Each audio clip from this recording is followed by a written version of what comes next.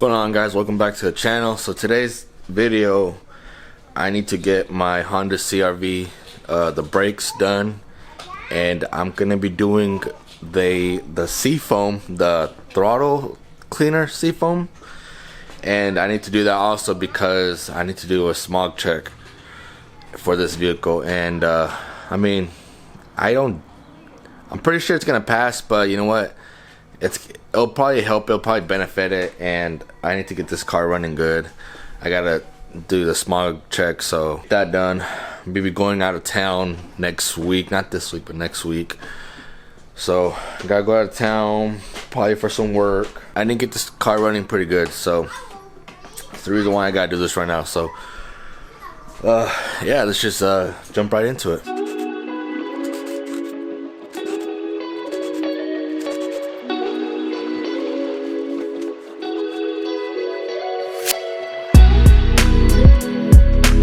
Alright guys, so since I've owned this vehicle, you guys could probably bash on me about this, I've never changed the brakes on it, not once. And I know I need a new disc and new brake pads, but at the moment right now, kind of tight on money, so I am just going to be doing the brake pads. Just gonna change out the brake pads, and then later on, once I get my once money comes in, then I'll change out the disc, and I'll do another video about that too, which is really not that hard. Literally just 2 bolts that you gotta get an impact screwdriver, and then I think you use these 2 spacers and it pulls it out. I think, I'm not sure. I hope so. I don't know. You know.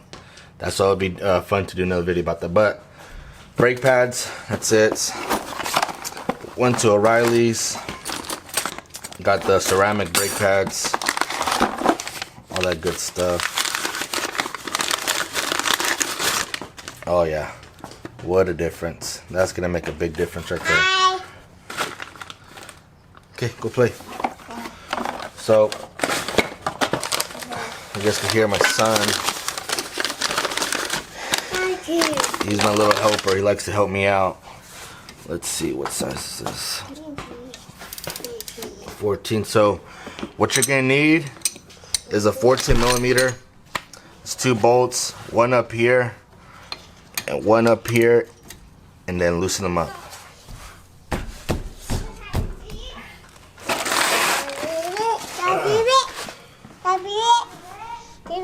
Oh, no, that was a tough one.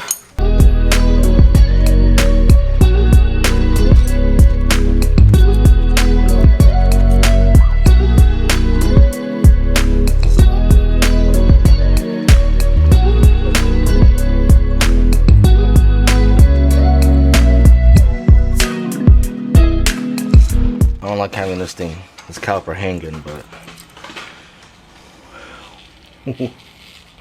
look at that. Holy shit. Yeah. Why is there his last owner put like gasket, the rubber gasket on the back of the brake pad? What was wrong with them? What the hell? Fucking gasket maker. That's fucking weird right there. And that's the red temp for like exhaust and shit. Wow.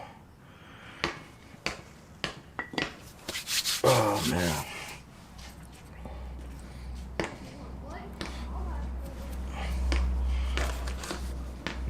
So as you just noticed, anytime the brake pad has this little tab, it's supposed to tell you when your brake pads are low. This will always go on the outside or the inside of the brake caliper, and then the outside one is the one without that. And I need to get a flathead to get that off.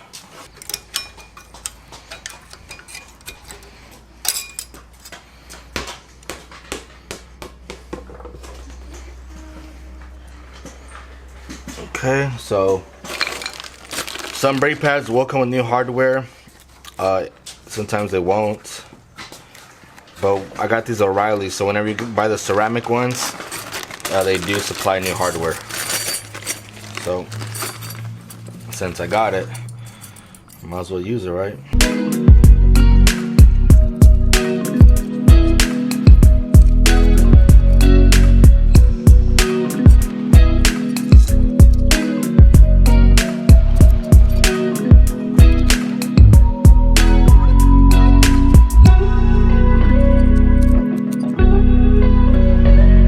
It's up to you. You guys could close these tabs up.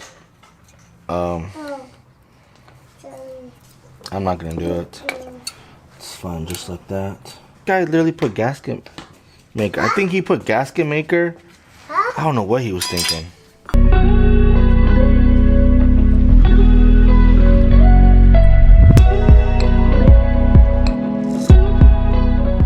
When adding this hardware, you just want to make sure that this hardware is not touching the disc. Alright, I have my clips in. Both the hardware is in for the passenger side.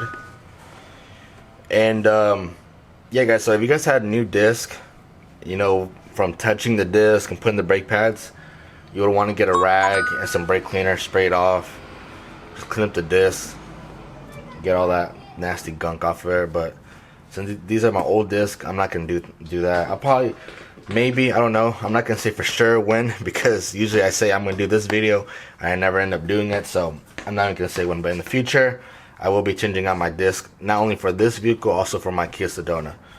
So now, since you got your hardware in, now it's time to compress this caliper. Alright, to compress this caliper, all you really need is a well, the brake pad. Doesn't matter which one you get. Actually, I would suggest getting the one that doesn't have that the indicator for the brake pads.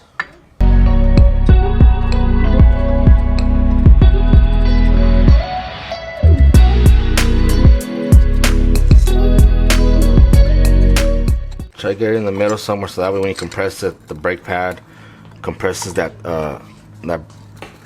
cylinder evenly.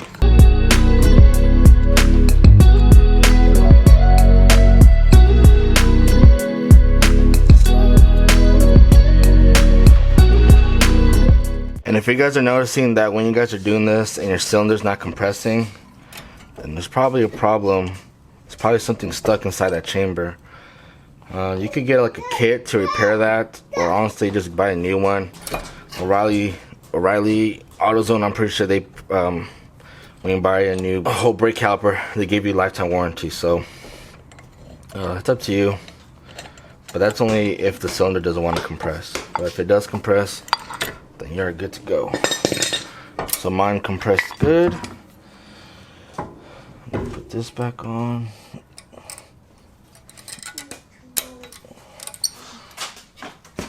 Okay. And like I said, the one with the brake wear indicator, that's gonna go on the inside of the brake pad. I guess I got too much fluid. It's coming on my brake master cylinder. And the one without the indicator, that's gonna go on this side.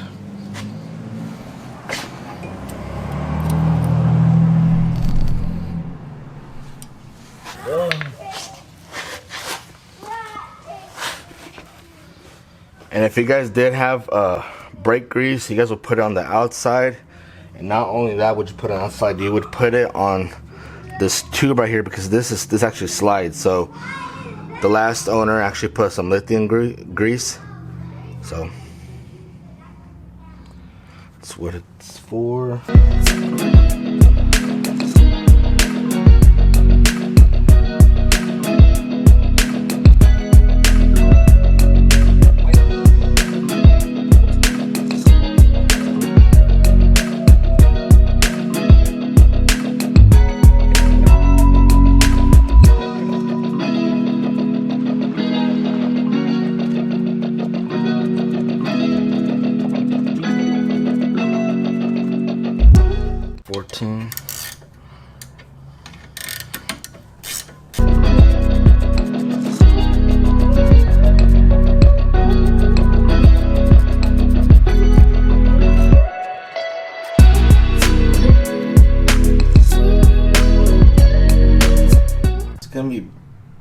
pretty much it on doing that. Same thing on the other side. I'm not gonna record it. It's literally the same thing, just opposite. So, if that makes sense.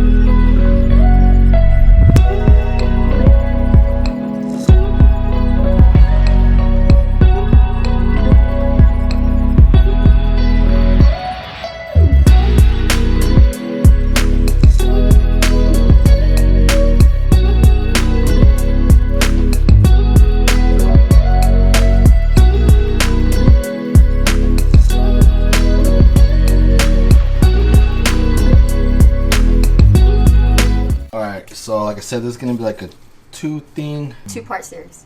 Yeah, two-part series there. My lovely assistant. Okay, so we're gonna do the Seafoam, the top engine cleaner and lube, whatever. And this is for anywhere from a 97 to 01 Honda CRV, but it could be any vehicle. You just gotta find your intake tube for the CRV. You're gonna unbolt that, loosen it up, put this red tube in there, and then we're gonna dispose of the contents, the Seafoam into the engine. Any questions? What does the tube do again? No, just kidding.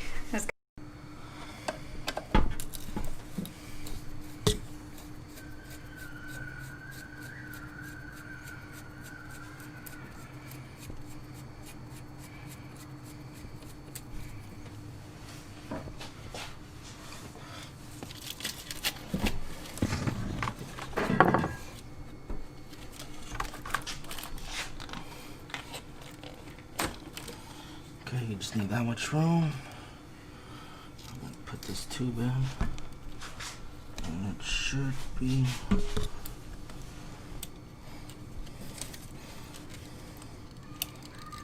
Oh, it's right down that valve. So you want to put a lot of tube in there because you don't want to hit that butterfly valve that's in your throttle body.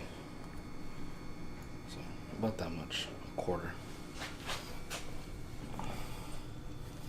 And then put this back on here.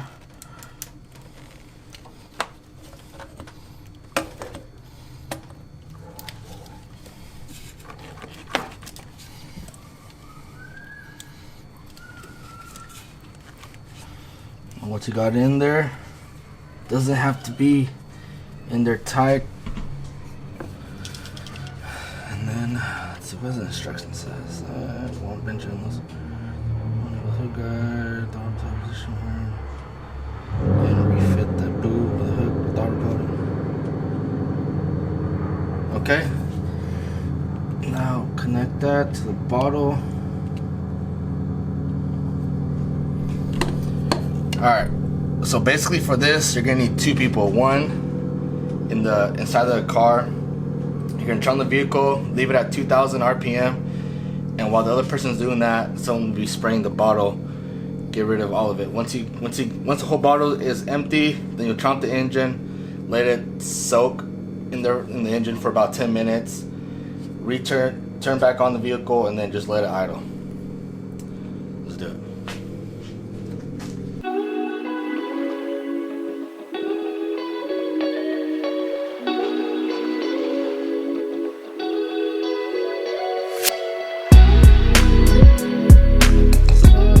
Alright guys, so once you empty up the contents in the bottle, the tube, you're going to take it out of there, plug back your intake tube, tighten it back up, let your engine settle for about 10 minutes, start her back up, and then you're going to let it idle. Now all this information that I'm telling you, you can find it on that bottle, which is right here. You can find this at your Walmart, O'Reilly's, AutoZone, any local auto parts store. You can find this bottle, and hopefully my camera will. There you go. That's the Seafoam spray, and I'm saying this helps with any car buildup in your engine. If you need to get your vehicle smog checked, this will help it out. It's not guaranteed that it will, clear the test, but it will help it out. Do that real quick, and then I'll take it on a test drive. And forgot to mention, so when you guys do your brakes, also when you guys put that C-clamp on your brake caliper and compress the brake piston in there, if you guys see fluid coming out, don't worry, that's fine. That's just that's just brake fluid coming out of your master cylinder. Now if it gets out, press your brakes before starting up your vehicle. Once you feel like they are stiff, turn on the vehicle, make sure it's in park and on drive, turn on the vehicle, and check your master cylinder if you need to add more brake fluid. I did have to add a little bit more. Then once you add a little more brake fluid, pump the brakes some more, start up your engine, and then just go for a test drive, which I haven't done that yet, but I will with the Seafoam. Alright, so once you guys do your brakes or even your Seafoam job, start up the engine and take it for a drive. Now if you guys do the Seafoam job and for some reason it turns on your check engine light, that is fine. The way to fix that is you will take off your negative battery for about 10 seconds, hook it back on, and that will reset your ECU, so that check engine light should go away. I'm not saying it will, but it should go away. So like I said, do this at your own risk. I'm not a professional mechanic. I literally watch my videos on how to do things on YouTube. So if you go for a test drive, you just put on your seatbelt like you always should be doing. Don't be vlogging while holding a camera. I got you guys on the stand.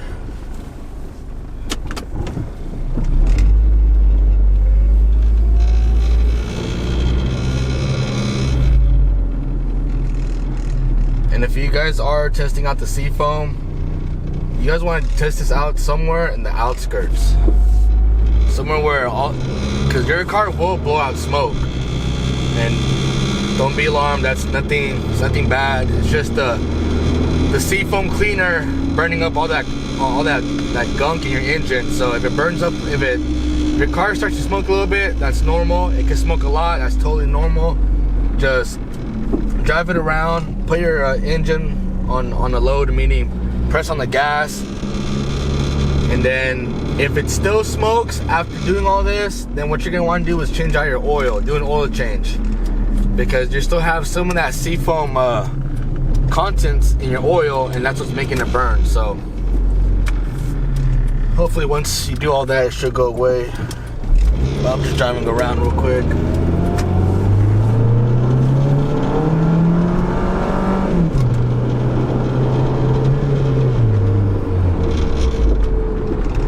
Testing on my brakes. I just I changed out my brake pads, make sure everything works.